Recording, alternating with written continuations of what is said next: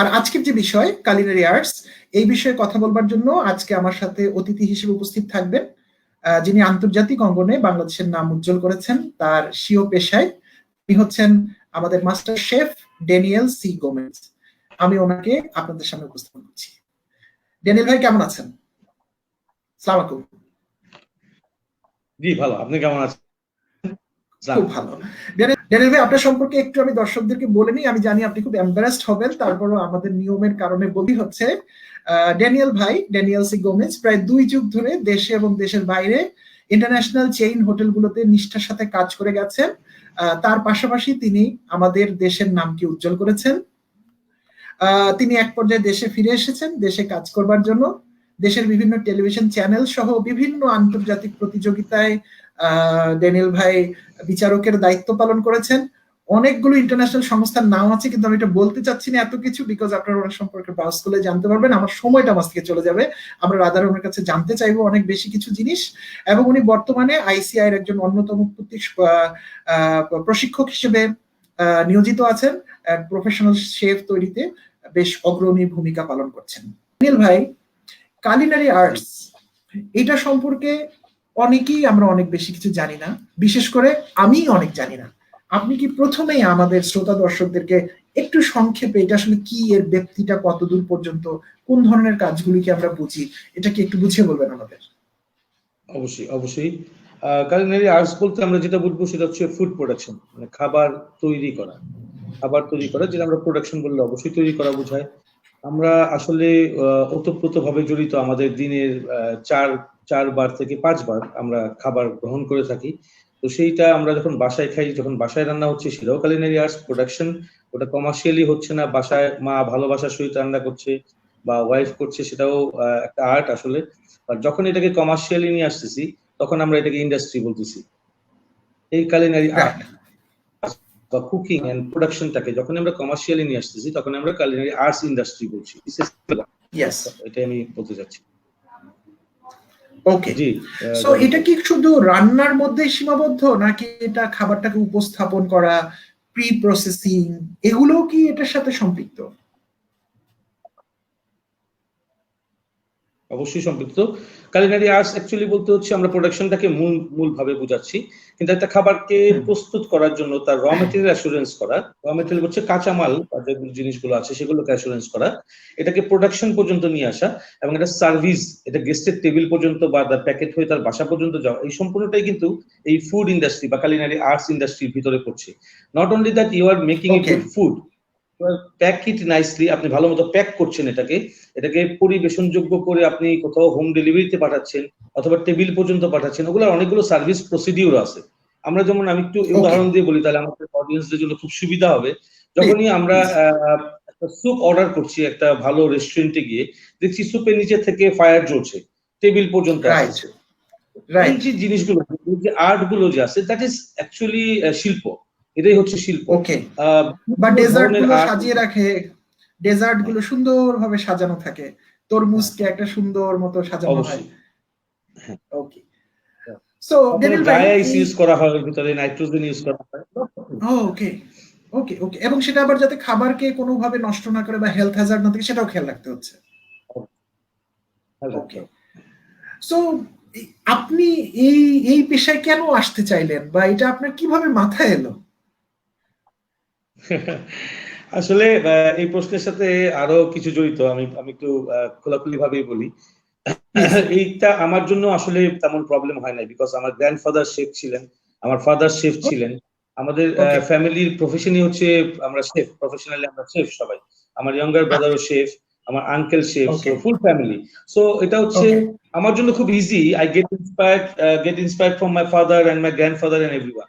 But এখনকার জেনারেশনে আসলে খুব সমস্যা হয়ে যায় যখন এই কালিনারি আর্টস ইন্ডাস্ট্রিটা, এটা যে একটা রেসপেক্টেড ফুড ইন্ডাস্ট্রি, এটা কিন্তু কেউ বুঝাতে পারে না। যখন বুঝাতে না পারে, যখনই ইয়াং জেনারেশন তার ফ্যামিলির সাথে কথা বলে, আমার এখানে অনেক স্টুডেন্ট আছে এসে বলে সে ফ্যামিলিকে বুঝাতে পারছি না যে ইন্ডাস্ট্রিটা অনেক বড়। কিন্তু যখনই ওই ছেলেটা মাইগ্রেশনের জন্য কানাডায় অ্যাপ্লাই করছে, লয়ার তাকে বলছে যে go and do a chef course, তখন তার মাথায় ঢুকছে যে শেফ কোর্সটা কতটুকু ইম্পর্টেন্ট। তো তখনই আমি তাদেরকে এভাবে ইন্সপায়ার করি যে আমরা আমাদের দেশের আঙ্গিকে এটাকে না দেখি, আমরা ফুড প্রোডাকশনের আঙ্গিকে এটাকে দেখি। এটাকে প্যাশন হিসেবে দেখি। সারা ওয়ার্ল্ডের সব Right. শেফদেরকে ফলো করি, তারা কিরকম রেসপেক্ট পাচ্ছে, কি ধরনের খাবার তারা সার্ভ করছে, কোন স্ট্যান্ডার্ডে তারা কাজ করছে, তাদের স্যালারি কি, তাদের তারা যে ব্যাক অফ দা হাউসে কাজ করে যত লং টাইম কাজ করছে, তারা তাদের এজ যত বাড়ছে, তারা আস্তে আস্তে উপরের লেভেলের দিকে যাচ্ছে। সো এই জিনিসগুলোকে কথা বলে ডিসকাশন করে তাদেরকে ইন্সপায়ার করার চেষ্টা করি যেন তারা এই ইন্ডাস্ট্রিকে রেসপেক্ট করে এবং আমার গার্জিয়ানরা যেন তাদেরকে ইন্ডাস্ট্রিতে কাজ করতে আসতে দেয়। ওই জিনিসটার জন্য আমি তাদের সাথে এইভাবে কথা বলি। আমি অ্যান্সারটা আসলে একটু ডিসকাশনের মাধ্যমেই দিলাম। খুবই ভালো হয়েছে, খুবই ভালো হয়েছে। ইনফ্যাক্ট আবার পরের কয়েকটা প্রশ্ন আপনি কভার করে দিয়েছেন, আপনি পরের কয়েকটা প্রশ্ন কভার করেছেন। সো আপনারা যারা শেফ তারা একটা বিশেষ ধরনের পোশাক পরেন এবং আপনিও, আমার আসলে প্রশ্নটা মনে হয়েছে আপনাকে দেখে। সো এই যে পোশাকটা আছে এটার মধ্যে কি কোনো বিশেষত্ব আছে না এটা একটা পোশাক মাত্র? না, আসলে এটা হাইজিনের একটা পার্ট। আসলে শেফ ইউনিফর্ম, ইটস ইউনিফর্ম। যেমন সোলজাররা ইউনিফর্ম পড়ছে, ঠিক শেফরা ইউনিফর্ম পড়ছে। এটার মানে হচ্ছে আপনাকে পার্সোনাল হাইজিন মেনটেন করে সমস্ত কিছু ঢেকে রাখতে হবে। আপনি যখন ফুডটাকে হাত দিয়ে ধরবেন বা ওটাকে প্রোডাকশনে নিয়ে যাবেন, আপনার হাতের এই পর্যন্ত ব্লক থাকতে হবে, এখানে ব্লক থাকতে হবে। এখন আমি জাস্ট অফ আছি, যার জন্য আপনার সাথে এখন আমার গলায় স্কার্ফ নাই, বা যখন আমি প্রোডাকশনে যাব তখন স্কার্ফ পরতে হবে যেন আমার ঘামটা বের হয়ে না আসে, যেন আমাকে শেফ হ্যাট পরতে হবে যেন আমার কোনো হেয়ার ফল না হয়, হ্যান্ড গ্লোভস পরতে হবে। So this is very sensitive industry. Actually food industry হচ্ছে খুবই সেনসিটিভ। আপনি মানুষকে খাবার দিচ্ছেন না, কিন্তু তাকে বাঁচিয়ে রাখার জন্য তার এই চার্জ দিচ্ছেন, তার লাইফটাকে চার্জ করে যাচ্ছেন day by day you are charging them. So আপনাকে ওই চার্জ করতে হলে you have to handle the power in very soft sophisticated way. এই জিনিসটাকে মনে রাখতে হবে। Yes yes. সো ড্যানিয়েল ভাই, আপনি একটা সময় আন্তর্জাতিক পরিমণ্ডল থেকে দেশে চলে এলেন। আবার আমি বাংলাদেশের কনটেক্সটে একটু সাহস করেই বলছি যে আমাদের দেশে সার্ভিসটাকে কিন্তু মানুষ আসলে ওভাবে মূল্যায়ন আমরা করতে পারি না সাধারণত। তো আপনার যে এই যে ক্যারিয়ারটা সে কিন্তু mostly building on service. So আপনি বাংলাদেশে এই পার্টিকুলারলি এই পেশার ফিউচারটা আপনি কেমন ভাবে দেখেন? আসলে আমি যখন বাংলাদেশে চলে আসছি, আসলে দীর্ঘ প্রায় 20 বছরের মতো মিডল ইস্টের অনেক ইন্টারন্যাশনাল চেইন গুলোতে আমি কাজ করেছি। দেন আমি প্যাসেঞ্জার শিপেও কাজ করেছি। আর আমি catering company, catering hotel, restaurants এগুলো সব ডিফারেন্ট হয়। আমি আসলে আমার সুযোগ হয়েছিল, ইটস মাই লাক, আমি বলবো যে আমার জন্য হচ্ছে খুব গুড লাক যে আমি বিভিন্ন যে ডিপার্টমেন্ট গুলো রয়েছে যেমন ক্যাটারিং, রেস্টুরেন্ট, হোটেল কিচেন, তো সবগুলো জায়গায় কাজ করার সৌভাগ্য হয়েছে। মাল্টি কুইজিনের উপরে ওগুলোতে আমার সৌভাগ্য হয়েছে কাজ করার জন্য। সো ওখান থেকে আমি যে এক্সপিরিয়েন্স গুলোকে গ্যাদার করেছি, আমি বলবো না এক্সপিরিয়েন্স গ্যাদার করেছি, অ্যাকচুয়ালি যা শিখেছি আর কি তাদের কাছ থেকে, সেই আঙ্গিকে আমি বলবো যে এই ইন্ডাস্ট্রিটা হচ্ছে খুবই ফ্ল্যাশি একটা ইন্ডাস্ট্রি, খুব আপগ্রেড একটা ইন্ডাস্ট্রি। আপনি যে ফুড হ্যান্ডেল করছেন, this is not only your job, এটা হচ্ছে আপনার আসলে একটা প্যাশন। আপনি আনন্দিত হন এই কাজটা, মানুষকে খাবার খাওয়াই। ঠিক নর্মালি আপনার বাসায় যখন দাওয়াত করে কাউকে খাওয়ান, আপনি কিন্তু খুব তৃপ্তি পান, নিজে না খেয়েও তৃপ্তি পান যে ওই জিনিসটাই আমরা দীর্ঘ 30 বছর করছি। So we are more happy than any other people in the world that we are giving them proper food.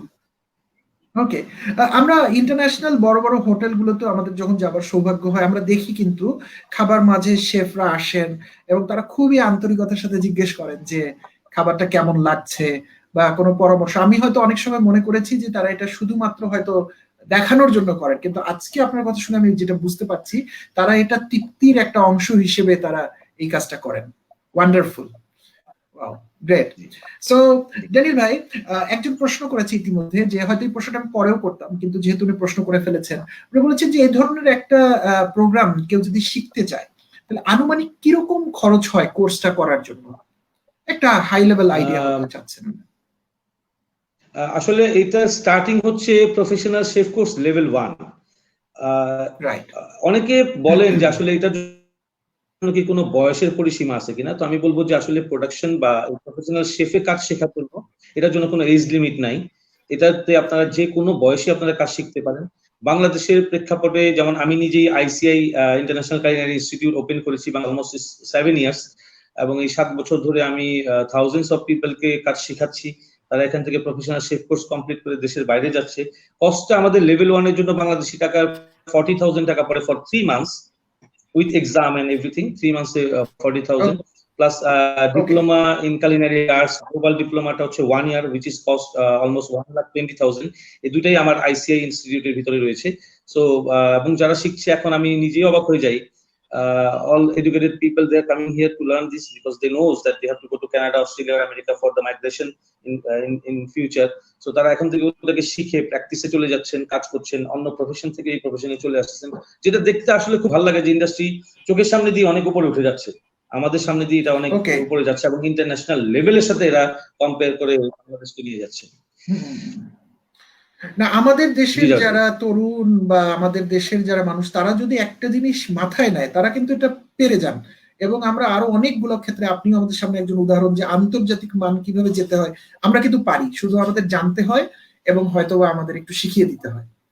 So এই ধরনের একটা পেশার ক্ষেত্রে একজন আরেকজনও প্রশ্ন করেছেন যে এটা কি তার ব্যাপারে ছোটবেলা থেকে ওই মানুষের যিনি এটা করবেন তার কি রান্না বিষয়ে কোনো প্যাশন থাকার দরকার আছে?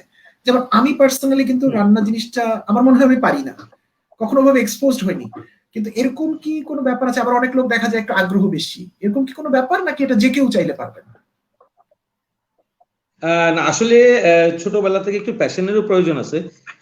রান্না করাটা হচ্ছে খুব ধৈর্যের বিষয়। আসলে আমরা কিন্তু খুব সহজে খেয়ে ফেলি, সামনে যা দেয় আমরা খেয়ে ফেলি, কিন্তু ওই রান্নাটা করতে এবং দোষ ধরি আমাদের মায়েদের বা অন্যদের দোষ ধরি। অবশ্যই লবণ কম, এটা ভালো হয় না, ওটা ভালো হয় না, ঝাল বেশি। তো আসলে একটা আইটেম যখন আমরা আমাদের টেবিলে প্লেটের মধ্যে দিচ্ছি, ওই আইটেমটা তৈরি করার জন্য আরো 30টা র ম্যাটেরিয়াল একত্রে যুক্ত হয়েছে, রান্না করেছে, ওর ভিতরে মনের মাধুরী মেশানো, মা ছেলের জন্য রান্না করলে ভালোবাসা নিয়ে রান্না করছে, সময় ব্যয় করছে। So all things are expensive on that dish. So আমি এটাই বলবো যে ওটার জন্য তো যথেষ্ট ধৈর্য দরকার আছে। আপনি 20টা আইটেমকে নিয়ে বাজার করে এনে ওটাকে রান্না কাটাকাটি করে রান্না করা, মানুষের সামনে পরিবেশন করা যথেষ্ট ধৈর্য। তো আমি যে প্যাশন এন্ড পেশেন্স দুইটাই থাকতে হবে, ধৈর্য এবং তার প্যাশন থাকতে হবে যে না আমি শেফ হব বা আমি করব, এটুকু থাকতে হবে। আদারওয়াইজ এটা ইন ফিউচারে গিয়ে দেখা যাবে তার বোর লাগবে, সে কন্টিনিউ করতে পারবে না, ট্রেনিংটা একসময় ছেড়ে দিবে, ওয়েস্টেজ অফ টাইম। সো এই জন্য প্যাশনেট অবশ্যই হতে হবে, ইন্ডাস্ট্রিতে কাজ করতে হবে। এটা তো মেল ফিমেল সবার জন্যই এই পেশাটা, আমি ঠিক বলছি কি? হ্যাঁ, অ্যাকচুয়ালি সবচেয়ে মজার বিষয় যাবে আপনার এই প্রশ্নটা আমি বলি, এই শেফ ইন্ডাস্ট্রিতে we never say there is male chef or female chef, there is only one word, is called chef. Chef, right, okay. There is no but আমরা কিন্তু বেশিরভাগ ইন্টারন্যাশনাল হোটেলগুলোতে কিন্তু আমার মনে হয়, মানে আমি বলছি আর কি ফিমেল শেফ, বাট আমি বুঝতে পারছি এটা জেন্ডার ডিসক্রিমিনেশন নাই, কিন্তু আমি তো খুব কম দেখেছি বলে মনে হয়। আমার মনে হয় আমি যাদেরকে দেখেছি ওনারা মানে মেল। এরকম হওয়ার কোনো কারণ আছে? অথচ বাসাবাড়ির রান্নায় তো আমরা মায়েদের কাছ থেকে খেয়ে অভ্যস্ত। এটার পিছনে কোনো হিস্ট্রি বা কোনো ব্যাপার আছে কি? না, আসলে হ্যাঁ আসলে একটু হার্ড ওয়ার্কের জন্য আগে আগে মেয়েরা কম আসতো, ইন্ডাস্ট্রিতে কম আসতো। বাট মেয়েদের হাতে হচ্ছে আর্ট রয়েছে, মেয়েরা সেলাই করে খুব ভালো, মেয়েরা যে কোনো ড্রয়িং খুব ভালো করে। আসলে ছেলেদের থেকে কিন্তু মেয়েদের, এটা কিন্তু সত্যি কথা, একটা মেলের থেকে একটা ফিমেলের ধৈর্য সব।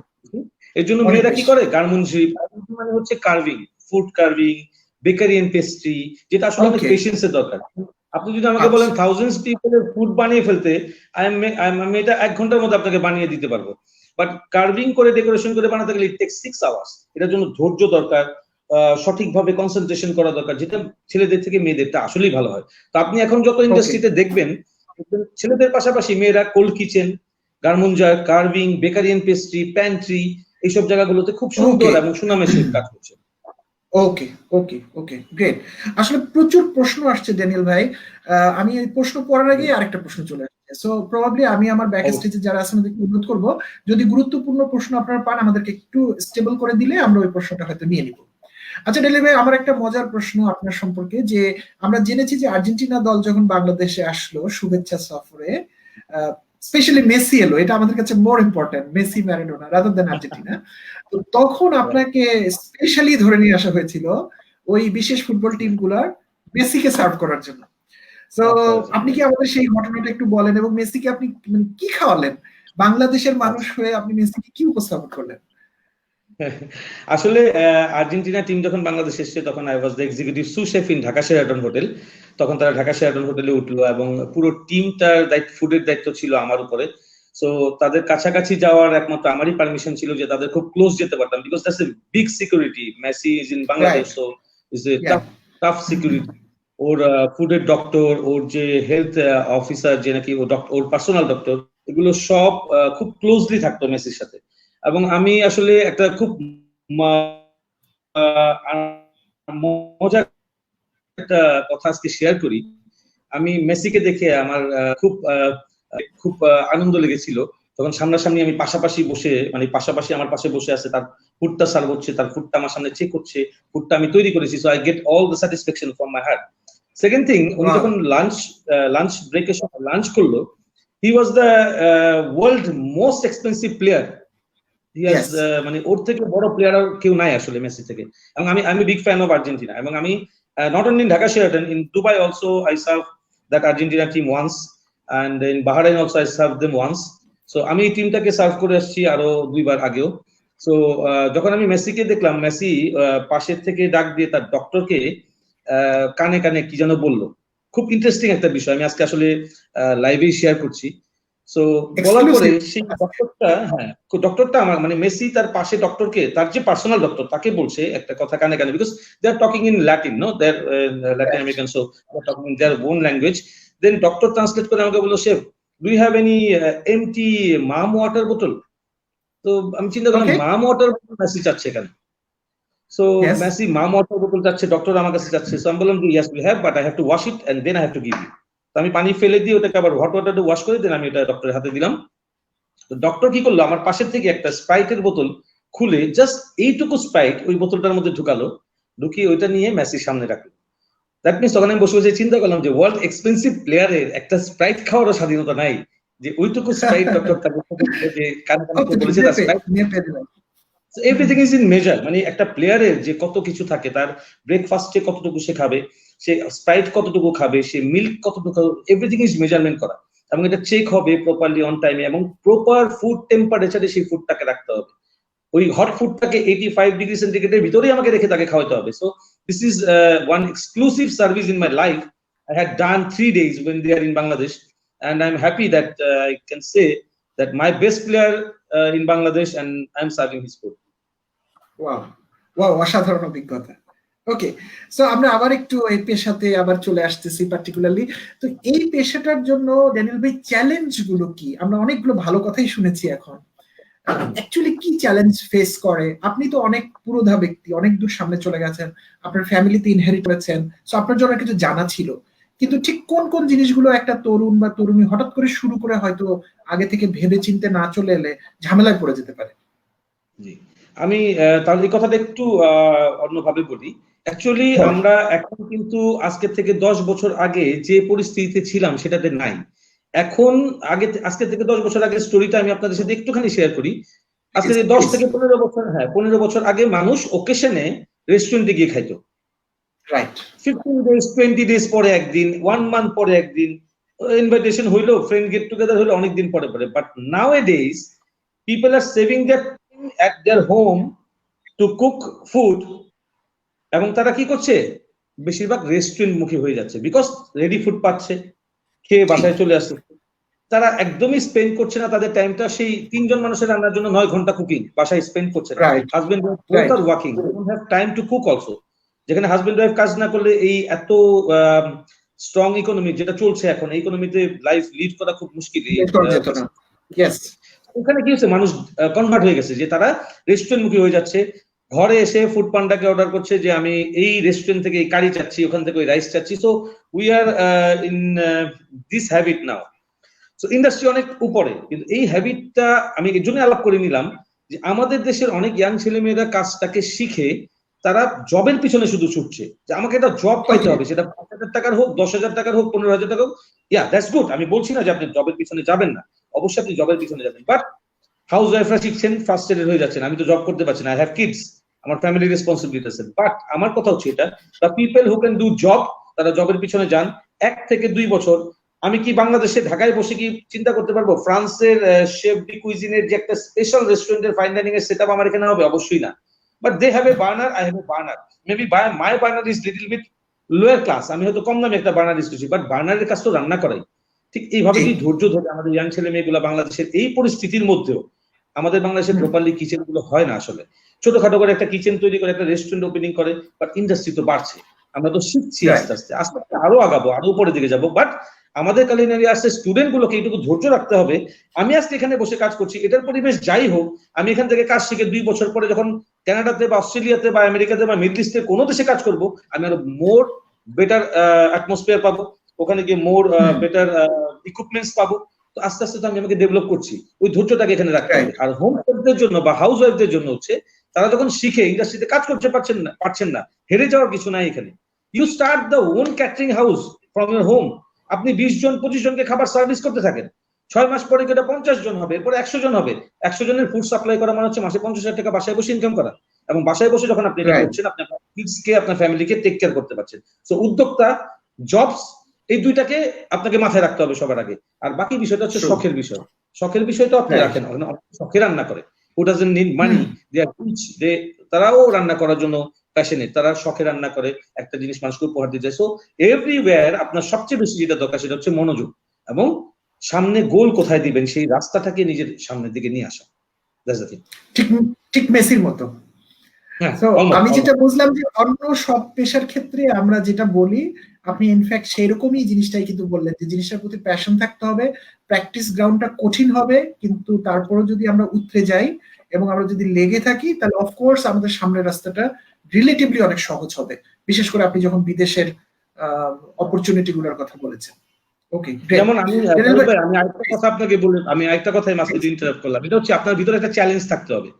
যেমন আমি যখন 2002-তে বাংলাদেশে ঢাকা শেয়ারনে কাজ করেছি, তখন আমি যে শেফের আন্ডারে কাজ করেছি তার কাছ থেকে আমি কাজ শিখেছি, এবং তখন আমার এই চ্যালেঞ্জটা আমি নিয়েছিলাম, যার কাছ থেকে আমি কাজ শিখলাম সে যে পজিশনে আছে, একসময় আমি ঠিক এই পজিশনেই কাজ করবো, দ্যাট ইজ মাই চ্যালেঞ্জ। এবং ঠিক 17 বছর পরে এসে আমি ওই পজিশনটায় কাজ করে আমার নিজেকে আমি প্রুভ করেছি। সো আমাকে ওই চ্যালেঞ্জটাকে নিতে হবে মাথায়, এবং ডে বাই ডে আমাকে নিজেকে ডেভেলপ করতে হবে এবং ওখানে রিচ করতে হবে। এই যে লং জার্নিটা, এই জার্নিতে কখনো ব্রেক নেওয়া যাবে না, এই জার্নিতে কখনো ঘুমিয়ে পড়া যাবে না, এবং ডিমোটিভেট হওয়া যাবে না, আগিয়ে যেতে হবে। এটা হচ্ছে মেইন বিষয়। ওকে, গ্রেট।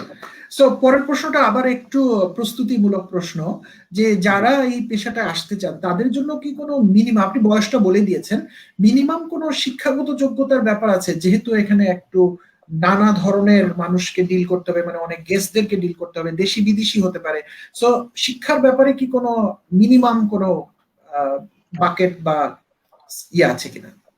যারা level 1 professional chef course level 1 করতে চান তাদের জন্য হচ্ছে ক্লাস 10 কমপ্লিট করতে হবে, যেটা আমরা বাংলাদেশে এসএসসি বলি না, বা ও লেভেলস বলি, এটা কমপ্লিট করতে হবে।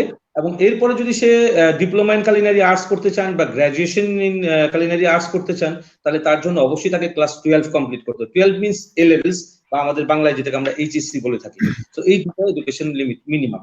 এবং আরেকটা বিষয় আমি একটু বলে রাখি, আগে যারা এটা চিন্তা করতেন যে আমরা টেকনিক্যালি কাজ শিখে তো আমরা শেফ হয়ে অনেক দূর পর্যন্ত আগে গিয়েছি, বাট এখন হচ্ছে এই culinary arts industry, everything is under software, everything is under your education. তো আপনাকে সমস্ত আধুনিক ইকুইপমেন্টস গুলোকে ইউজ করতে হবে, যার জন্য পড়াশোনা এবং education is more important.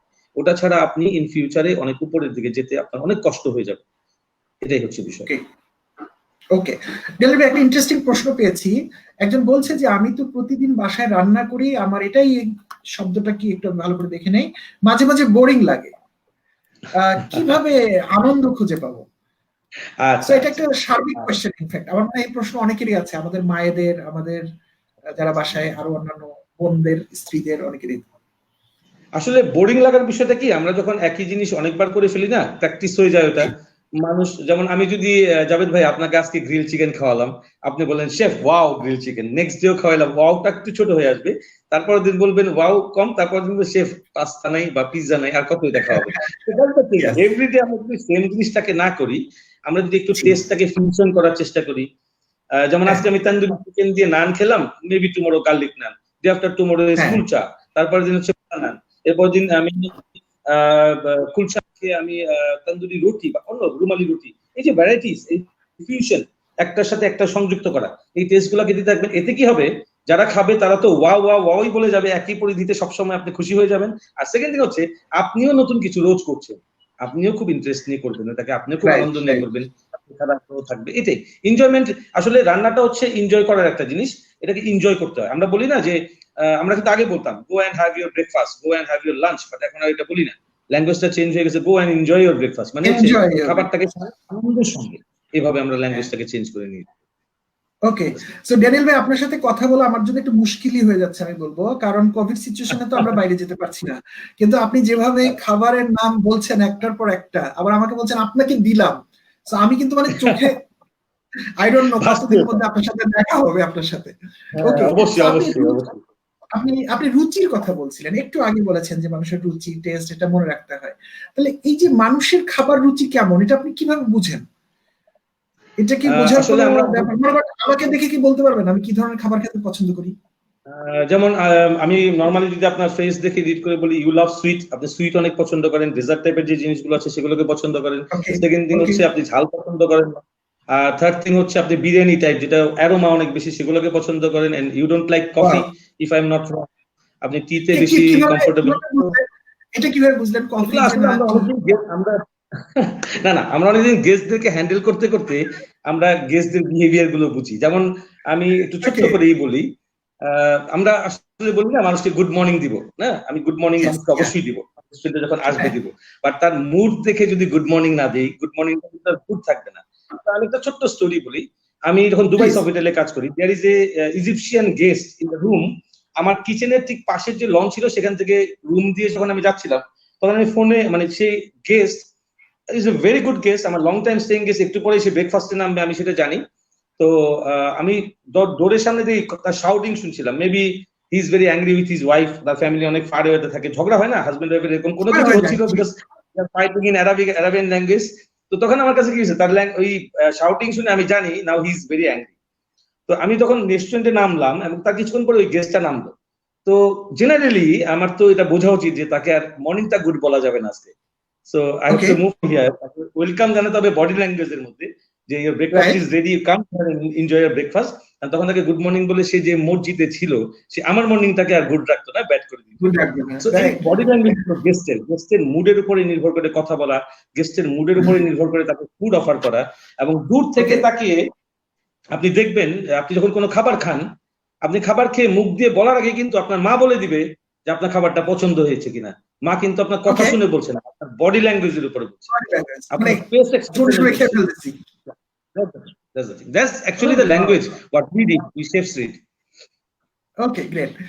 Related আরেকটা প্রশ্ন, যেহেতু আপনারা অনেক ফিউশন করে ফেলেন, চেঞ্জ যেহেতু করতে হয়, আর নিশ্চয়ই আপনারা অনেক নতুন কিছু এক্সপেরিমেন্ট করেন, এটা কিভাবে বোঝেন যে কোনটার সাথে কোনটা মিক্স করতে হবে, মানুষ এটা গ্রহণ করবে কিনা, বা ওয়েদারের সাথে, সিজনের সাথে, বাংলাদেশের মানুষ হলে কিরকম, এইটা কি আপনারা মানে কোনো প্ল্যান করে করেন নাকি কিছু কিছু ওয়াইল্ড কার্ডের মতো হয়ে যায়? আমি কি সব না গোপন আসলে খবর জেনে ফেলতেছি নাকি? সব না গোপন না না, খবর? এটা আসলে সবাইকে সবাইকে জানা উচিত। ভাই একটা অনেক সুন্দর একটা প্রশ্ন করেছেন কেন, এটা অনেক বছর ধরে আমি নিজেও রিসার্চ করছি। আমি একটু আপনাকে যদি নর্মালি বলি, আমরা কি করি প্লিজ। বাংলাদেশে সবার আগে যদি বলি, আপনার মনে আছে কিনা বিটিভিতে অ্যাড দিত, চলো যাই চাংপাই নামে একটা রেস্টুরেন্ট, মনে ভালো আছে? জানি অনেক চাংপাই, বছর আগের কথা, অনেক বছর আগে। টিভিতে অ্যাড দিত, it's a Chinese restaurant. So হ্যাঁ, অ্যাকচুয়ালি আমাদের ওখান থেকেই তো চাইনিজ থাই ফুডের শুরু হয়। আর এই ফুড গুলো যখন শুরু হয় আসলে এটা বাংলাদেশের টেস্টের সাথে কাস্টমাইজ হয়ে যায়।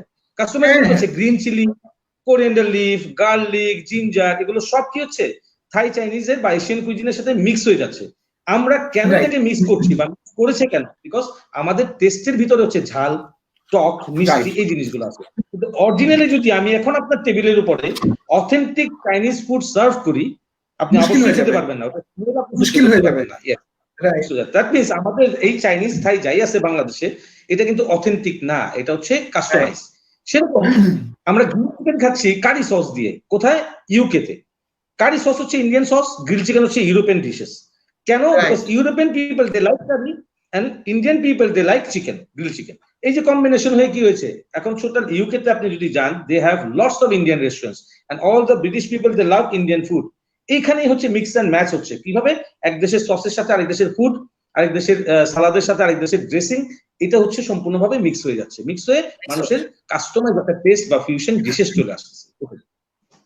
ওকে, ওকে। কথা বলতে বলতে একটা কথা মনে পড়েছে, আমি জাস্ট আপনার কাছে জানতে চাইবো। আমরা জানি যে বোম্বেতে একটা দুর্ঘটনা ঘটেছিল, some attack on hotel Taj and around, ওটা নিয়ে একটা সিনেমাও হয়েছে সম্ভবত, বোম্বে অ্যাটাক সামথিং। তো এই সিনেমাটা যখন আমি দেখছিলাম তখন আমি দেখলাম অনুপম খের চিফ শেফের চরিত্রে অভিনয় করছেন সিনেমাটাতে, এবং দেখা গেল যখন ওটা আক্রমণের মধ্যে পড়ে গেছে, সো হোটেলের তো পুরো কমান্ড ভেঙে পড়েছে, কেউ কারোর সাথে যোগাযোগ করতে পারছে না, গোলাগুলি হচ্ছে।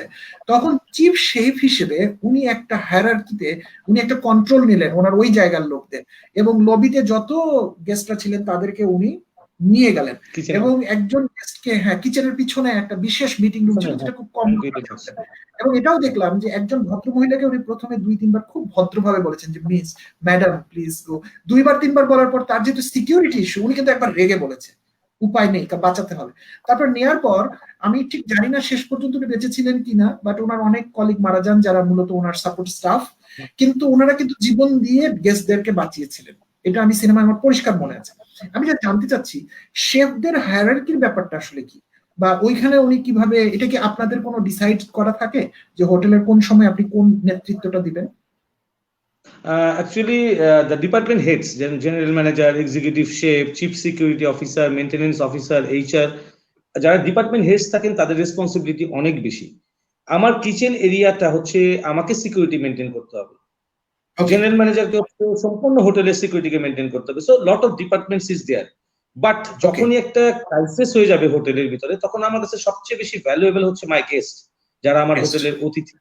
তো এটার জন্য আমাদেরকে যখন ফায়ার ট্রেনিং করানো হয়, আমাদেরকে যখন সেফটি এন্ড সিকিউরিটি ট্রেনিং করানো হয়, তখন আমাদের সবচেয়ে আগে হচ্ছে if you are a department head you have to save your colleagues first. আমাদের অ্যাসেম্বলি পয়েন্ট থাকে, সেখানে তাদেরকে যত তাড়াতাড়ি সম্ভব আমাদেরকে পৌঁছে দিতে হয়।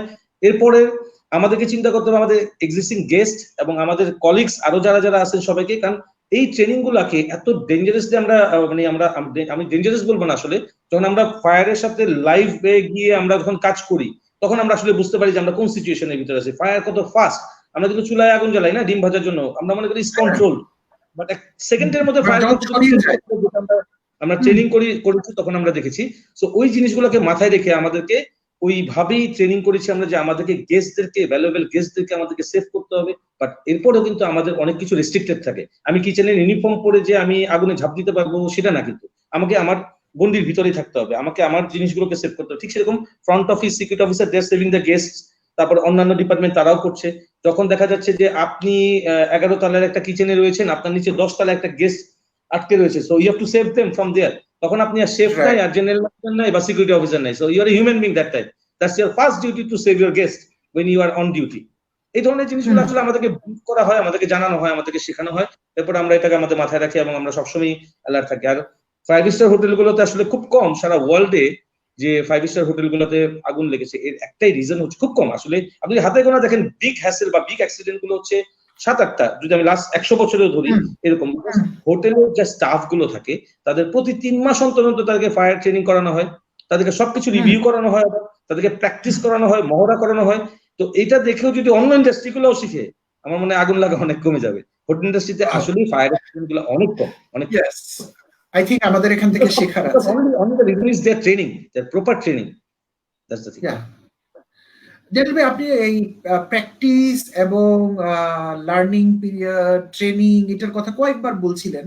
আমার এখান থেকে একটা ছোট্ট প্রশ্ন মনে এলো যে আপনার এই থ্রু আউট লার্নিং, যদিও আপনি আপনার বাবা বা ফাদারদের কাছ থেকে মোরালে জানতেন এই বিজনেসটা বা এই কাজটা বা প্রফেশনটা সম্পর্কে, বাট স্টিল আপনার মধ্যে একটা বা দুইটা বা তিনটাও হতে পারে ওয়াও ক্রিয়েট হয়েছে আফটার দ্য ট্রেনিং। আপনি আগে এরকম মানুষ ছিলেন না কিন্তু বদলে গেছেন কোনো একটা দুইটা ট্রেনিং, এটা কি হতে পারে বা কি এরকম কিছু মনে পড়ে কি? হ্যাঁ, আমি একটু ছোট্ট করে বলি। আমি কালিনারি আর্টস এর উপরে কোর্স যখন কমপ্লিট করি, তখন আমি আমার নিজের পেশেন্স এত ছিল না আসলে। আমি তখন চিন্তা করতাম আমি আসলে পারবো কিনা। তখনও আমি আসলে কিচেনের ভিতরে ইন্টার্নশিপের জন্য ঢুকি নাই। আমি আপনাকে বললাম না যে বোম্বে তাজের কথা আপনি বললেন, আই গট দ্যাট হোটেল, আমি ইন্টার্নশিপ করেছি ওখানে। আমার লাইফের প্রথম ইন্টার্নশিপ হচ্ছে বোম্বে তাজেই ছিল আমার। এটা আমার শর্ট টাইম ছিল। ওকে, ভেরি শর্ট টাইম। এটা হচ্ছে 1994 ওই সময়টায় আমার কোর্স কমপ্লিট করার পরে, but that's only for 1 month, যেটা হচ্ছে ক্যাটারিং অন কলে তারা কাজ করাইতো। তো সেরকম ভাবে তাদের সাথে কাজ করেছি। এরপরে আমি ঢাকা শেরাটন থেকে ইন্টার্নশিপ করেছি। তো ওইখানে যখন গেলাম আমি, তখন আমি আসলে সমুদ্রের মাঝখানে আসলাম। তখন আমি বুঝতে পারলাম আসলে যে এটা আসলে অনেক এনজয়েবল একটা, মানে কাজ এনজয় করার মতো একটা জায়গা। আমি যখন একটা নতুন ডিশ বানাবো, তখন তো প্রথম আমার লাইফে আমি আমার একজন শেফের নাম বলছি, মিস্টার ফ্রান্সিস, উনি কাজ করছেন, উনি স্টেক বানাচ্ছিলেন। তো যখন উনি স্টেক Okay. বানাচ্ছিলেন তখন ওনাকে আমি জিজ্ঞেস করেছিলাম স্টেকের প্রেজেন্টেশন করার আগে ওনাকে আমি বলেছিলাম যে শেফ আমি এই জিনিসটা একটু দেখতে চাই, শিখতে চাই। তো খুব রাগী শেফ ছিল উনি, তো উনি একটু হাইড করে করেই কাজ করতো, বাট আমাকে খুব পছন্দ করতো, আদর করতো। তো উনি আমাকে হাতে ধরে ধরে জিনিসগুলোকে শিখাইছে। After 15 days that dish I make one day, যখন উনি ছিলেন না কিচেনে, তখন আমি যখন বানাইছি, আমার মনে হয় পৃথিবীর সবচেয়ে আত্মতৃপ্তি আমি ওই ডিশটাকে বানিয়ে পেয়েছিলাম ওই দিন, যে আমি শেফের কাছাকাছি যেতে পেরেছিলাম বানিয়ে কিছুটা। তখনই আমি শিওর হয়েছিলাম যে আসলেই আমি শিখে মেবি ইন ফিউচারে আমি ভালো শেফ হইতে পারবো, যদি আমি এইভাবে Okay. শিখতে থাকি। কিন্তু আপনি যে রাগী শেফ ব্যাপারটা বলেন, রাগী শেফ ব্যাপারটা কি? আপনাকে দেখে তো আমার মনে হয় না, বা আমরা যে কথাগুলো এতক্ষণ বললাম, একটা শেফের তো রাগ থাকবেই না মনে হচ্ছে। রাগী শেফ না, ব্যাপারটা কি? মানে রেগেও যান মাঝে মাঝে, না ঠিক মতো যদি কাজ না হয়? শেফরা হচ্ছে আসলে খুব পারফেকশনিস্ট হয়। পারফেকশনিস্ট বলতে Okay. হচ্ছে যে আপনি আমাদের বানানো একটা ফুড আপনি দেখলে বুঝতে পারবেন যে কোথাও এক চুল পরিমাণ বাঁকা বা লুকস অড বা এই ধরনের কোনো কিছু থাকবে না। এটা হচ্ছে আমাদের ড্রিম। আমরা কোনো খাবার বানানোর আগে Right. ইমাজিন করি। যখন ইমাজিন করি, Right. আসলে দোষটা হচ্ছে আমাদের রাগী শেফদের, দোষটা আমাদের কলিগদের না। আমাদের কলিগরা আসলে আমাদেরকে অনেক সাপোর্ট করে, তারা শেফ শেফ করে জান দিয়ে দেয়, কারণ তারাও কাজ শিখতে চায়। আমরা ওটা ভালো মতো Right. বুঝি, কারণ কি আমার ইমাজিন তো আপনি বানাতে পারবেন না আসলে, আমার ইমাজিন আমি বানাইতে পারবো। কিন্তু শিল্পের তারপরেও মতো। আমি তখন ইমাজিন করেছি যে আমি গ্রিল চিকেনের পাশে একটা স্প্রিং অনিয়ন দিব, এর পাশে একটা লেমন দিব, এর পাশে একটা পটে সস দিব। That's my imagination. আমি হয়তো আমার Right. তিনজন যে আমার অ্যাসিস্ট্যান্ট আছে তার সাথে আমি শেয়ারও করি নাই। বাট যখন বানাতে যাচ্ছি, আমি গেস্টকে খাওয়াবো, গেস্ট দেখে ওয়াও বলবে, ওটা তো আমার মাথায় রয়েছে। আমি কি করছি, Right. ক্রেজি হয়ে যাচ্ছে আমার স্টাফদের প্রতি, এটা করো নাই কেন, ওইটা করো নাই কেন। ওই মোমেন্টটা হচ্ছে উই আর ক্রেজি পিপল, আমরা রাগি শেফ, আমরা chef ragi, but we are not crazy for guest, we are actually crazy for the dish to make it properly. আবার এটাও চিন্তা করি যে রাগ করছি, বকা দিচ্ছি, আসলে দোষটা আমার, দোষ তো তাদের না, তারা তো আমার ইমাজিনেশনটা জানে না। আমার ইমাজিনেশনটা আমি জানি যে আমি কিভাবে বসাতে চাই। So we put our own hand to work, but বকাবকি আমরা করি কাজের সময়। এটা আমাদের আসলে Okay. Internal, you can say this are professional language, বা আমরা একটু Yes. রেগে যাই কোনো এটা। বাট তার মানে আমাদের বোঝা ব্যাপারটা যাচ্ছে। অন্যরকম। জাভেদ ভাই একটু কথা বলি, আপনারা আমাদেরকে বলেন, ক্যারেক্টার বলেন। দেখলে বুঝতে পারবেন যে আমাদের কিচেনের ডোর আর রেস্টুরেন্টের যে ডোরটা আছে, এই ডোরের যে মাঝখানের 1-2 সেকেন্ড, এই 1-2 সেকেন্ডের ভিতরে আমাদের ক্যারেক্টার চেঞ্জ হয়ে যায়। সাপোজ আই এম মুখটা shouting change with my staff in the kitchen, হ্যাঁ, ওদিকে বাইরে কোনো গেস্ট খাবার খেয়ে ওয়াও বলে বলছি I want to meet with chef, তখন ওইটার এসে বললো শেফ গেস্ট তো খুব খুশি, আপনার খাবারকে আপনাকে ডাকছে। তো 1 সেকেন্ডের মধ্যে রাগান্বিত ফেসটাকে হাসির মধ্যে নিয়ে দিতে হয়। তো দ্যাটস অ্যাকচুয়ালি আওয়ার ক্যারেক্টার। আজকে আসলে সত্যি আমি অনেক জিনিস জানলাম এই অল্প সময়ের মধ্যে আপনার কাছ থেকে। আর আপনি একটা সময়ের কথা কিন্তু শুরুর দিকে বলছিলেন, বিশেষ করে আমাদের দেশে ফিমেলদের, এগুলা বলার সময় একটু সময়ের কথাটা বলছিলেন। তো এই পেশায় আসলে দৈনন্দিন ভাবে সময়ের অ্যালোকেশনটা কিভাবে করতে হয়? এটা আসলে আমি একটু টাইমিংটাই বলে দিই। এটার ওয়ার্কিং আওয়ার্স হচ্ছে সবার যেমন 9 আওয়ার্স থাকে, বাট এখানে 12 আওয়ার্স স্টার্টিং এ কাজ করতে হয়। কেন? অ্যাটলিস্ট কাজ করার সময় আপনি যদি একটু বেশি আওয়ার্স দেন, আপনি খুব আর্লি শিখে ফেলতে পারবেন। যেটা 2 বছরে শেখার, সেটা আপনি 1 বছরে শিখে ফেলতে পারবেন। টাইম সেভিং এর একটা অনেক বড় বিষয় আছে আমাদের বাংলাদেশে, যেটা আমি সবসময় লেকচারের সময় বলি বা যখন আমি শিখাই বলি, যে আমরা আসলে টাইম সেভিং এর বিষয়টাকে মাথায় নিই না। যেমন আমরা যদি নর্মালি এটা চিন্তা করি যে আমাদের এজ লিমিট, আমরা যদি normally 60 years. So 60 years এর ভিতরে you spend your 20 years because you completed your childhood. Plus 20 years, যখন আপনি 40 থেকে 60 তে যাবেন, you are old man, you are in a doctor place or somewhere. That's finished. Now you have only 20 years in your life. You have 20 years to lead your life. এই 20 years যদি আপনি ভাগ করে দেখেন, 8 ঘন্টা করে রোজ ঘুমাচ্ছেন, this 20 years also gone. তা আপনি কখন ডিসিশন নেবেন যে কোন ক্যারিয়ারে আসবেন, কিভাবে কি করবেন? So for that reason you have to save your life for your training. Lifetime শুধু ট্রেনিং করলে হবে না, মিনিমাম শেখার যোগ্যতা নিয়ে ট্রেনিং শেষ করে আপনাকে প্রফেশনে নেমে যেতে হবে। প্রফেশনের সাথে জব করে করে ট্রেনিং করতে হবে। যেমন আমি আমার লাইফে শুধু 1 ইয়ার ডিপ্লোমার পরে 2 ইয়ার্স এর যে আমার একটা প্রোডাকশন ট্রেনিং ছিল, এটার পরে আমি আমার লাইফে আর কোনো ট্রেনিং এ হাত দিইনি। আমি প্রফেশনে চলে আসছি, অন জবে গিয়ে আমি হাইজিন, হ্যাসাপ, হেলথ ট্রেনিং, এগুলো সব আমি অন জবে করেছি। ফায়ার ট্রেনিং অন জবে করেছি, because I have to save my time on from my profession. That's the important thing actually. You have to save your time for learning and in your profession also. ওকে, ওকে। তো Daniel ভাই, একটা মজার প্রশ্ন করতে চাই। এমন কোন জিনিস কি আপনি বানান, ভালো বানান, যেটা আপনি খান না? কারণ বিইং আ হিউম্যান, আপনি তো অনেক কিছু খাইতে পছন্দ নাও করতে পারেন, বা আপনার রেস্ট্রিকশন থাকতে পারে, কিন্তু আপনাকে বানাতে হয়, আপনি অনেক মজাদার করে বানান, but you can take it. এরকম কিছু আছে নাকি? হ্যাঁ, পার্সোনাল কোয়েশ্চেন, আমি পেস্ট্রি পছন্দ করি। না না, ইটস ওয়ান্ডারফুল ওয়ান্ডারফুল কোশ্চেন। আসলে এটা হয় মানে এটা আবার অ্যালার্জির ব্যাপারও আছে। যেমন আমি হ্যাঁ। পেস্ট্রি খেতে কখনোই পছন্দ করি না, আসলে আই হেট পেস্ট্রি, মানে ক্রিম সুগার আমি হেট করি। বাট আমি 3 বছর শুধু বেকারি প্যাটিসারির উপরেই কাজ করেছি, এবং আমি পাইপিং এর উপরে I got the best certificate from accord group of hotels piping for wedding cakes. এবং আমি একবার 11 তলা কেক বানিয়েছিলাম যার ওয়েট ছিল হচ্ছে 350 pound, pick cake for wedding. সেটার জন্য আমি আসলে খুব অ্যাচিভমেন্ট করেছিলাম। 350 পাউন্ডের কেক, একটা ওয়েডিং কেক ছিল, ভেরি এক্সপেন্সিভ ওয়ান। সো এইটা আমার আসলে ওই কাজগুলো করেছি তখন আমার তখনই প্রবলেম ছিল যে সুগার আমি টাচ করতে পারি না, সুগার টাচ করলে আমার শরীরের ভিতরে অ্যালার্জির মতো লাগে, মানে I can't handle this. But আমি কাজ করেছি 3 বছর, যখন আমি কাজ করতাম হাত ধুতাম। হ্যাঁ, আর সুগার সুইট এটা আমি আসলে ওই সময় পছন্দ করতাম, ওই সময়টার জন্য বলছি। সো পেস্ট্রিজ আমি হেট করি খেতে, বাট আমি পেস্ট্রি বানাই, আমি চকলেট ডেকো বানাই, আমি সুগার ডেকো বানাই, যেটা আমি মনে করি যে আমার খুব ভালো লাগে এগুলো করতে। কিন্তু আমাকে ওই যে একটা অ্যালার্জিটিক প্রবলেম থাকে যে আমি সুগার খেতে পছন্দ করি না। এটা এটা অনেক মানুষের অনেক কিছুতে আছে, অনেক র মেটেরিয়াল ফুডের ভিতরে এই ফুড অ্যালার্জিটা থাকে, র মেটেরিয়ালটা থাকে। ট্রু।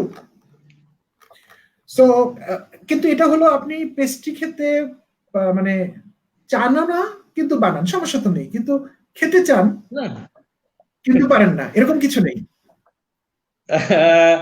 খেতে চাই কিন্তু পারি না হচ্ছে beef. I love beef, beef meat অনেক পছন্দ করি। এখন কোলেস্টেরল হাই, কম খাওয়া যায়। হ্যাঁ, ওকে। হ্যাঁ, যেমন আমি কোরবানি ঈদের সময় বাংলাদেশে কোরবানি যখন হয়, তো আমি সকালবেলায় পাঞ্জাবি পরে বের হয়ে যাই। তো মা জিজ্ঞেস করে ওয়্যার আর ইউ গোয়িং, আমি বলছি নামাজ পড়ে আসি একটু। সব ফ্রেন্ডরা আমার নামাজ পড়তে যাচ্ছে, ওদের সাথে আমি নামাজ পড়তে যাই। এরপরে সবার এখানে যাই, অনেক গরুর মাংস চলে আসে। সো আমি আসলে বিফ পছন্দ করি, বিফ বোনা, বিফ কালি বোনা, beef mezbani, beef darbari. So beef is a wonderful red meat actually, what I like as a chef. আমি বিফটাকে অনেক বেশি পছন্দ করি আসলে, বাট খেতে পারি না, এটা সত্যি কথা যাবে তাই, বিকজ রেস্ট্রিকশন। আই থিংক আমাদের সবারই অবস্থা। লাইফ কিন্তু সেভ করতে হবে। আপনি বলছেন ডাক্তারের কাছে তো লাস্টের 20 বছর যাওয়া যাবে না। ডেনিল একটা প্রশ্ন করেছে, আপনি শেফ হওয়ার পর কি কখনো এমন হয়েছে যে লবণ বা অন্য কিছু বেশি হয়ে যাওয়ার ফলে পুরো খাবারটাই ফেলে দিতে হয়েছে? এটা দর্শকের প্রশ্ন। এটা অনেকবার হয়েছে। হ্যাঁ, না না, it's a very nice question. আসলে এটা হচ্ছে আমাদের একটা টেকনিক।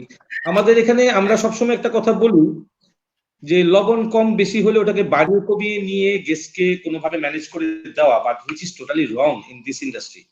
আপনি গেস্টের কাছ থেকে যদি একটু সময় নিয়ে আপনি কথা বলে ওনার কাছ থেকে আবার ডিশটাকে রেডি করে দেন, আমি বলবো সেটাই হচ্ছে সবচেয়ে বিষয়, because guest is paying the money for his proper food, not with salty food. তো আমরা কি করি আসলে অনেক সময় এটা ম্যানেজ করার চেষ্টা করি। যেমন 500 জনের খাবারটা কিন্তু 5 মিনিটে বানানোটা খুব কঠিন হয়ে যায়। তখন আমরা হয়তো লেমন জুস অথবা সুগার অ্যাড করে অথবা ইয়োগার্ট অ্যাড করে বা ফুডের স্টাইলটাকে চেঞ্জ করে আমরা ম্যানেজ করে কোনোভাবে খাবার করি। But you have to be honest, you have to talk to your guest or host first, sir I am changing your menu in this way. আমাদেরকে কোনো না কোনোভাবে ম্যানেজ করে নিতে হবে এবং সত্যি কথা বলেই তার কাছ থেকে ম্যানেজ করতে হবে, because he is paying the money for this whole food. অথবা একটা wedding party, very important party, কোনো মিস্টেক হতেই পারে, বিকজ মানুষের মাত্রই ভুল হয়। আর শেফরা এতগুলো ডিশ সারাদিন তৈরি করে, শেফরা এতগুলো ডিশ সুপারভাইজ করে, মিস্টেক হতেই পারে।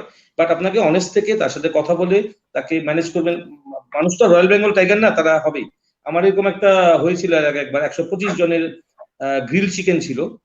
সো ওই গ্রিল চিকেনে পাপরিকা সস যাওয়ার কথা ছিল, বাই মিস্টেক এতগুলো সসের মধ্যে আমি মাথার মধ্যে আমার ছিল না যে আমাকে পাপরিকা সস নিয়ে 11 তলায় যেতে হবে।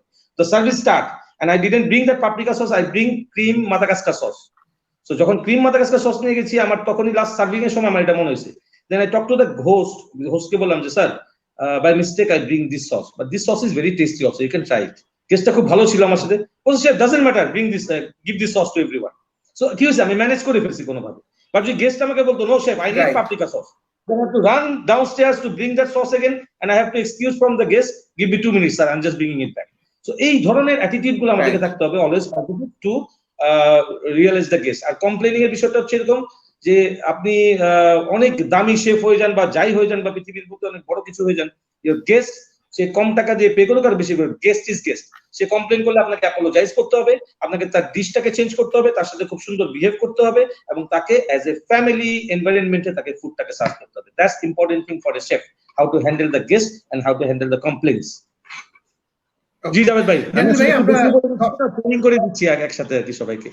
না না, ফাইন ফাইন, গ্রেট, খুব ভালো হচ্ছে, মানে আমি অনেক মজা পাচ্ছি। সো একটা প্রশ্ন বারবার আসছে, ফ্যামিলিকে ম্যানেজ করার জায়গাটা, যদিও আপনি শুরুর দিকে বলেছেন, এমন হতেই পারে আমাদের দর্শকরা হয়তো অনেকে একটু পরে জয়েন করেছেন, হয়তো মিস করে ফেলেছেন, বাট আমাদের দেশে এবং কালচারে আবার পরিবারকে যে কোনো কিছুতেই ম্যানেজ করতে হয়, বিশেষ করে ইয়াঙ্গার এজে যখন তার শেখার সময়। আপনি কি ওই জায়গায় আরেকবার একটু বলবেন পরিবারকে কিভাবে আমরা ম্যানেজ করবো, কিভাবে বোঝাবো যে আমিও ড্যানিয়েল সাহেব হব একদিন? না, অবশ্যই একটা ভালো শেফ, অবশ্যই আমাদের দেশে কিন্তু অনেক ভালো ভালো শেফ আছে। জাভেদ ভাই, আপনি যদি ইন্টারন্যাশনালি চেক করেন, বাংলাদেশের শেফরা সারা ওয়ার্ল্ডে অনেক সুনামের সহিত কাজ করছে। বড় বড় 5 স্টার হোটেলগুলোতে এক্সিকিউটিভ শেফ হিসেবে কাজ করছে, সুশেফ হিসেবে কাজ করছে, ইভেন কি তারা উদ্যোক্তা, অনেক রেস্টুরেন্টের মালিক আমাদের বাংলাদেশি শেফরা। সো আমি প্রাউডলি এটা বলবো যে আমাদের বাংলাদেশি শেফরা ছাড়া ওয়ার্ল্ড কুলিনারিতে 20% এর ব্যাঘাত ঘটবে। Because I work in Middle East, I see each and every 5 star hotels, lot of Bangladeshi people they are working, they are involved in this industry. আমরা আমাদের স্টুডেন্ট বা ইয়াং এজে আমাদের গার্জিয়ানদেরকে যেটা বুঝাবো সেটা হচ্ছে ফুড ইন্ডাস্ট্রি অনেক এক্সপেন্সিভ। একটা 5 স্টার হোটেলের মূল্য হচ্ছে 250 থেকে 300 কোটি টাকা। তার ভিতরে যে কিচেনটা থাকে এবং এই ফুড ইন্ডাস্ট্রিটা থাকে তার উপরে ইনভেস্ট হয় 80 থেকে 90 কোটি টাকা। So that's very important. একটা অফিস তৈরি করতে বা একটা ট্রেডিং বিজনেস তৈরি করতে ইনভেস্টমেন্ট হচ্ছে 5 কোটি টাকা, বাট একটা food production in 5 star hotel, ওর যে ইকুইপমেন্টের ভ্যালু আছে দ্যাট ইজ কল 80 করোড় টাকা, 100 করোড় টাকা। So that's very important industry. এবং আপনি মনে রাখবেন কিয়ামত যেদিন হবে পৃথিবীতে, বা end of world food, you know, সারাদিনে যদি 3 খায় একবার চেঞ্জ করে। So food is the end industry in the world.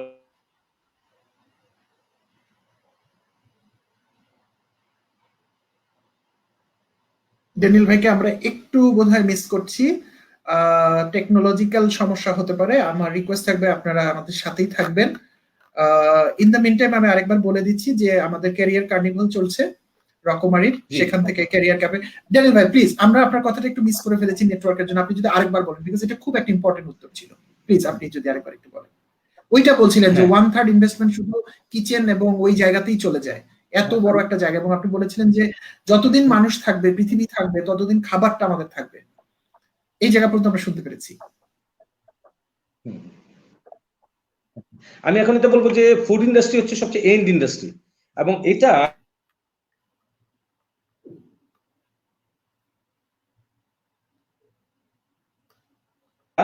যত দিন যাবে আপনার প্রফেশনাল প্রবলেম হচ্ছে front of the house and back of the house. আমরা যারা শেফরা আছি আমরা হচ্ছি back of the house. So আমি যখন 18 বছর বয়সে যে বেতন পেয়েছি, এখন আমি তার থেকে 80 গুণ বেশি বেতন পাচ্ছি হচ্ছে আমার 40-45 বছর বয়সে এসে। It's not a glamour word. আমি যদি আজকে ফ্রন্ট ডেস্কে কাজ করতাম, তো আমি যত বেশি বিউটিফুল গুড লুকিং হইতাম, তো আমার বেতন তত বেশি থাকতো ওই সময়, তত বুড়ো হতাম তত কমতো। সো এক্সপিরিয়েন্স বা টেকনিক্যাল ওয়ার্ক আর গ্ল্যামার ওয়ার্ডের মধ্যে এটা হচ্ছে পার্থক্য। লাইক এয়ার হোস্টেস, তারা 10 ইয়ার্স পর্যন্ত এয়ারলাইন্সে ফ্লাই করে, তাদের বিউটি চলে যাওয়ার পরে তারা কি করে, গ্রাউন্ডে জবে চলে আসে, আস্তে আস্তে স্যালারি কমতে থাকে, then they go for retirement. But a chef cannot go to retirement. একটা শেফের বয়স আমার যখন 60 বছর হবে, যদি if God save me until 60 years,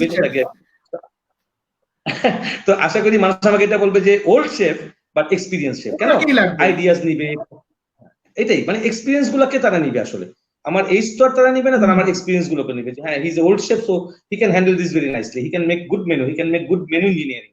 so ওই যে এক্সপিরিয়েন্স কথা বলে আসলে ব্যাক অফ দ্য হাউস গুলোতে, আমাদের শেফ প্রফেশন গুলোতে যত দিন বাড়ে তত আমাদের ওই কাজের যোগ্যতা বাড়ে, চাহিদা বাড়ে, স্যালারি বাড়ে, সবকিছুই বাড়ে আস্তে আস্তে। ড্যানিয়েল ভাই, একজন দর্শক একটা প্রশ্ন করেছে, আমার কাছে মনে হচ্ছে প্রশ্নটার মধ্যে একটা থট আছে, এই জন্য আমি প্রশ্ন উপস্থাপন করছি। যেমন আমরা বিভিন্ন সময়ে বিভিন্ন খাবারের নাম, যে আমরা আপনিও বলেছেন চাইনিজ, মেবি থাই, ইন্ডিয়ান, কিন্তু বাংলাদেশও একটা দেশ এবং বাংলা খাবারও আছে, সেটা অবশ্যই আমাদের জন্য খুব সুস্বাদু এবং আমরা ওইটাই খুঁজি সাধারণত দিন শেষে। আপনারা যখন বাংলাদেশের শেফরা বিদেশে কাজ করছেন, আপনাদের কি সুযোগ আসে বাংলাদেশি খাবারকে উপস্থাপন করার নতুন আঙ্গিকে পৃথিবীর মঞ্চে? এরকম সুযোগ কি পান আপনারা? একদম অবশ্যই আমরা পাই, এবং অবশ্য পাই না, আমরা নিজেরা ক্রিয়েট করি সুযোগগুলা। যেমন আমি একটু এক্সাম্পল দিয়ে বলি, আপনার কোশ্চেন আনসারটা খুব সুন্দর হবে। লাইক 16 ডিসেম্বর বাংলাদেশের বিজয় দিবস, that time I was in accord group of hotel in Dubai. Dubai accord গ্রুপের হোটেলে আছি আমি। একটা 5 স্টার হোটেলে কি হয়, বিভিন্ন ন্যাশনালিটির লোকজন কাজ করে, Philippines, Sri Lankan, Indian, Bangladeshi. So ইন্ডিয়ানদের 15 আগস্টে তাদের ইন্ডিপেন্ডেন্স ডে, তারা সুন্দর করে বুফে লাগায় স্টাফদের জন্য, তারা ইন্ডিয়ান ফ্ল্যাগ বানায়, তারা ইন্ডিয়ান একটা নারিকেল কারি, সাউথ ইন্ডিয়ান নারিকেল কারি তৈরি করে, এই জিনিসগুলো করে। ঠিক সেরকম আমরা আমাদের 16 ডিসেম্বর যেটা বাংলাদেশের বিজয় দিবস, সেটাকে ইন্ট্রোডিউস করেছিলাম আমরা মিডল ইস্টে। তখন আমরা কি করেছি, আমাদের বুফেতে টোটাল গ্রিন, রেড এগুলোর কম্বিনেশন, আমাদের বাংলাদেশি হিলসা ফিশ, আমাদের বাংলাদেশি বিফ কারি, আমাদের বাংলাদেশি পোলাও, রোস্ট, আমরা এগুলোকে দিয়ে সারা ওয়ার্ল্ডের কাছে বা পৃথিবীর অন্যান্য যে বিদেশি গেস্ট গুলো রয়েছে তাদের কাছে আমরা এগুলোকে উপস্থাপন করেছি। Even Dubai Sofitel hotel I started to do that once in one year. সেটা হচ্ছে ভাপা পিঠা, বলে না আমাদের দেশে ভাপা পিঠা, চিতই পিঠা।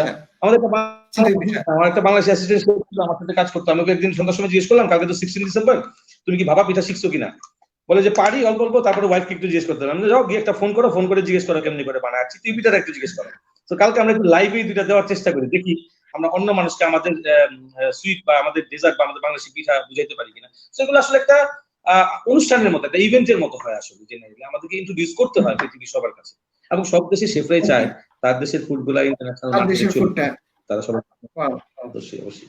সেই হিসেবে আপনারা আমাদের একটা সংস্কৃতির বাহক, খাবারকে যদি আমরা সংস্কৃতির একটা পার্ট বলি, সেক্ষেত্রে আপনারা আমাদের একটা বিয়ারার, ফ্ল্যাগ বিয়ারার। ওকে ড্যানিয়েল ভাই, আরেকটা প্রশ্ন, আপনি একজন স্বনামধন্য শেফ,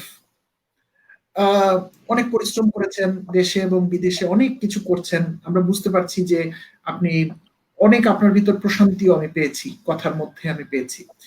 এটাকে আপনি কিভাবে মূল্যায়ন করেন? আমার বিশ্বাস আপনি আরো সামনে আরো কাজ করবেন, আপনার জীবনের আরো সাফল্যময় বছরগুলো হয়তো আরো সামনে।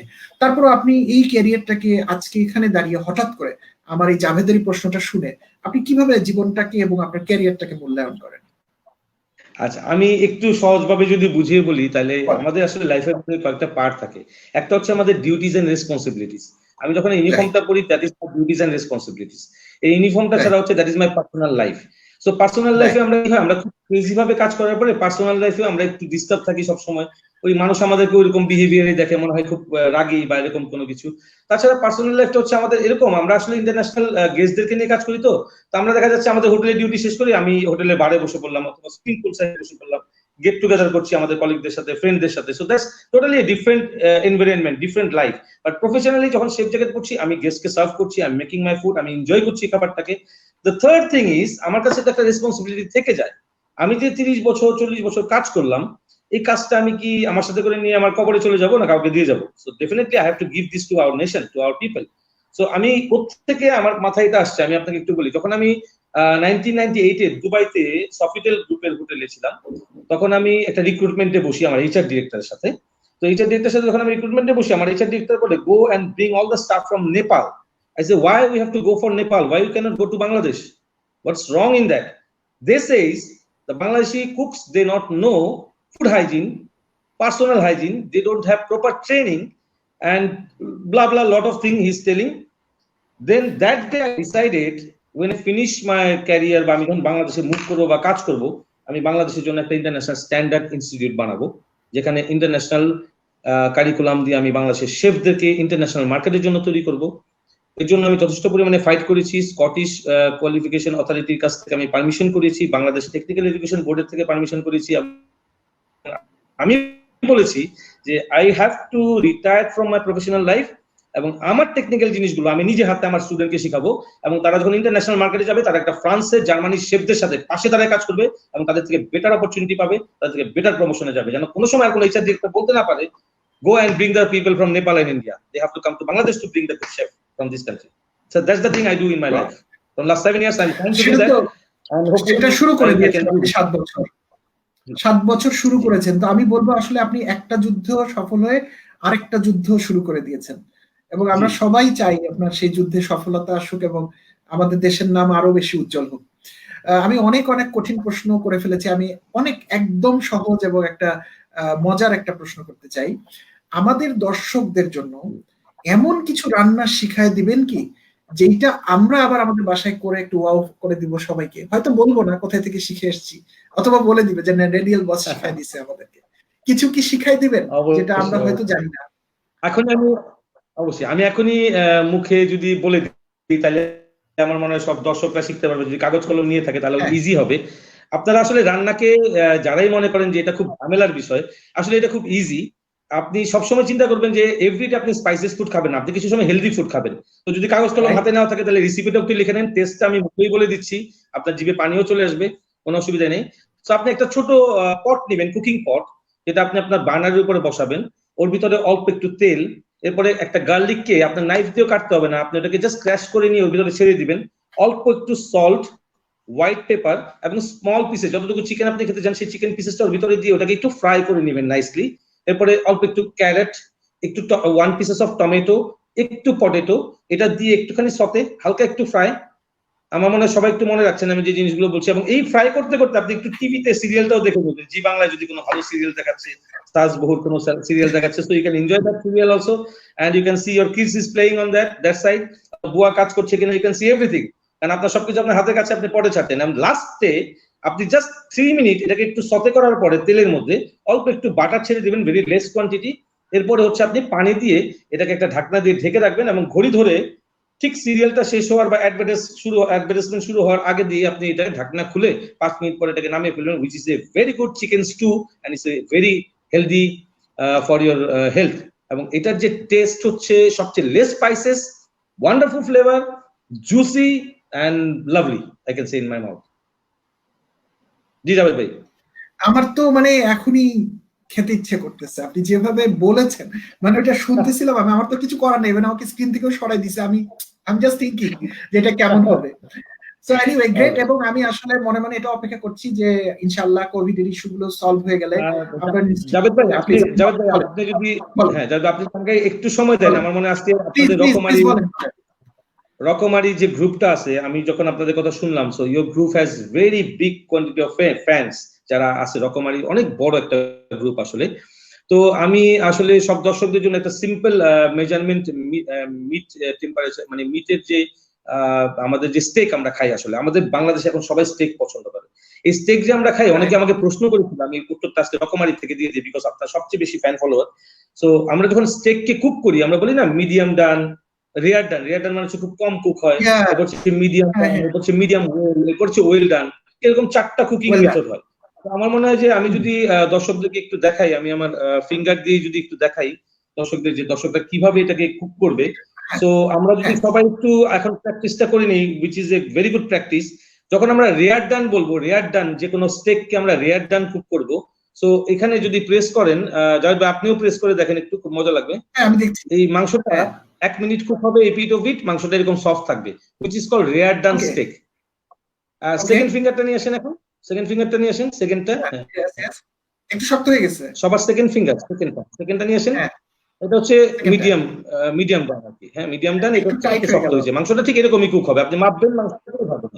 The third one is medium well, আপনি থার্ড ফিঙ্গারে নিয়ে যান, দেখেন আরো শক্ত হয়ে গেছে, তখন মাংসটা ঠিক কুক হবে এবং ঠিক এরকম শক্ত থাকবে। এখন লাস্ট হচ্ছে ওয়েল ডান, মানে fully cooked 4 minute, so the meat is like that.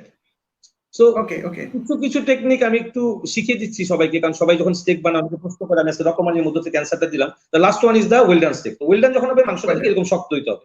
So that's very easy technique to cook your food on your kitchen. So it's a matter for steak to cook. আমি তো মানে একটা বিরাট মনে হচ্ছে রাজ্য জয় করে ফেললাম, মানে আমি এই রুম থেকে বের হবো এবং আমি বলবো আমি শিখে গেছি। ইয়েস, এইটা কিন্তু হেভি আপনি শিখাই দিচ্ছেন। সো ইউ আর রিয়েলি বস। আচ্ছা, আপনি তো বাইরে রাজ্য জয় করে ফেলছেন রান্না করে, আপনার বাসায় কে রান্না করে? বাসায় আমার মা, আমার ওয়াইফ রান্না করে। কিন্তু অন্যায় হয়ে যাচ্ছে ওনাদের উপর, ওনাদের উপর তো অন্যায় হয়ে যাচ্ছে। হ্যাঁ, এটা অন্যায় হয়ে যাচ্ছে, এটা আমিও জানি, কিন্তু আসলে আমরা যারা প্রফেশনাল শেফ, যারা রান্না করি কিচেনে, আমরা কিন্তু এই খাবারগুলোকে আসলে খেতে পারি না। আমাদের বাসায় গিয়ে বাসায় রান্না খেতে হয়, বা বাসায় রান্নাই আমরা পছন্দ করি। আর আপনি ভালো মতো জানেন জাভেদ ভাই, পৃথিবীর সবচেয়ে বড় শেফ হচ্ছে মা। মায়ের হাতের রান্নার থেকে বড় প্রফেশনাল শেফ বা মাস্টার শেফ পৃথিবীতে আর কেউ নাই, আর হবেও না। আসলে আমাদের হচ্ছে কমার্শিয়াল। আপনি নিশ্চয়ই ওই পারফেকশন যদি প্রতিদিন খুঁজতে থাকেন বাসার খাবারে, তাহলে কিন্তু মুশকিল হয়ে যায়। ওইটা নিশ্চয়ই একটু ছাড় দিয়ে দেন। অবশ্যই ছাড় দিই, প্লাস বাসায় ভ্যারাইটিস রান্নাও হয় ওইভাবে করে। আর অকেশনালি কিছু করি, ছেলের কোনো চয়েস থাকে বা মেয়ের কোনো চয়েস থাকে, ওয়াইফের কোনো কিছু থাকে, অকেশনালি এটা করার চেষ্টা করি, কিছু না কিছু করি। এটা অবশ্যই তাদেরকে স্যাটিসফ্যাকশন করার জন্য করতে হয় শেফদেরকে, নাহলে বলে যে, তাহলে আবার ছেলেই বলবে যে you are not a good chef. ছেলেমেয়েরা এটা খুব অবলীলায় বলে দেয় কিন্তু। ওকে, সো ড্যানিয়েল ভাই আপনি শেষ করবেন আমাদের আজকের অনুষ্ঠান, আপনার কথা দিয়ে শেষ হবে। তার আগে আমি একটা প্ল্যান করে রাখছি, আপনাকে এখনই শেয়ার করি। আমি যেটা বুঝতে পেরেছি আপনাদের অনেক সময় পরীক্ষা হয়, আপনার ইনস্টিটিউশনে পরীক্ষা হয়, তো সেই পরীক্ষা যারা দিতে আসে তারা নিশ্চয়ই ভালো পরীক্ষা দেয় আবার খারাপ পরীক্ষা দেয়। তো ভালো খারাপ যাই দিক অনেক অনেক খাবার রান্না হয় আইসিআই তে ওই দিন। তো আমি এখন থেকে খোঁজ রাখবো কবে আইসিআই তে পরীক্ষা হচ্ছে, আমি ওই দিন দুপুরে বা বিকেলে গিয়ে ওখানে বসে থাকবো, তাহলে অ্যাটলিস্ট আমার অনেক ভালো ভালো মজার মজার খাবার জুটবে। আমার দর্শকরা যারা রকমারিতে আছেন আপনারাও এই কাজ কিন্তু করতে পারেন, আইসিআই খুঁজে বের করেন, আইসিআই পরীক্ষা কবে হয়, এক্সাম ভর্তি পরীক্ষা না কিন্তু ট্রেনিং এর পর পরীক্ষা, সেই পরীক্ষার দিন আমরা সবাই একসাথে হাজির হব, আপনি চোখ বন্ধ করে বুঝবেন এগুলো সব রকমারি থেকে আসছে, রকমারির সব। সো ড্যানিয়েল ভাই ওভার টু, আপনি কথা বলবেন এবং আপনার কথার মধ্য দিয়ে আজকের অনুষ্ঠান শেষ হবে। আমি সবার কাছে বিদায় নিচ্ছি, কালকে 9:45 আমি আরেকজন গেস্ট নিয়ে হাজির হব। ওভার টু ড্যানিয়েল ভাই। থ্যাংক ইউ জাভেদ ভাই, থ্যাংক ইউ ভেরি মাচ। রকমারির সকল দর্শকদেরকে আমি জানাচ্ছি আন্তরিক শুভেচ্ছা। এতক্ষণ যারা লাইভ দেখলেন আসলে ধৈর্য সহকারে দেখেছেন, থ্যাঙ্কস ফ্রম মাই হার্ট। আর যারা কুলিনারি আর্টস ইন্ডাস্ট্রিতে ইন্টারেস্টেড বা প্যাশনেট ইন ফিউচারে কাজ করার জন্য, তাদেরকে যে দুইটা জিনিস রাখতে হবে সেটা হচ্ছে ধৈর্য আর হচ্ছে আপনাকে প্যাশনেট হতে হবে। আর হাউস ওয়াইফ বা হোম শেফ, ইয়াং শেফ, কাউকেই টেনশন করার কোনো প্রয়োজন নেই, বিকজ আপনাদেরকে কাউকে উদ্যোক্তা হতে হবে, কাউকে প্রফেশনালি শেফ হতে হবে, কাউকে জবে জয়েন করতে হবে। সো অল ওভার বাংলাদেশে আমাদের যত ইয়াংস্টার্স রয়েছেন, আইসিআই ইন্টারন্যাশনাল কুলিনারি ইনস্টিটিউট আপনারা ফেসবুকে সার্চ করলে অবশ্যই পাবেন, ওটাকে আপনারা সবাই ওখানে ভিজিট করেন, then you can find your good way for this culinary arts industry or culinary arts profession. So রকমারি সকল ম্যানেজমেন্ট টিম এবং সবাইকে আন্তরিকভাবে শুভেচ্ছা জানাচ্ছি। সবাই খুব ভালো থাকুন, খুব ভালো খাবার খান, হেলদি খাবার খান এবং হেলদি থাকুন। Thank you so much. And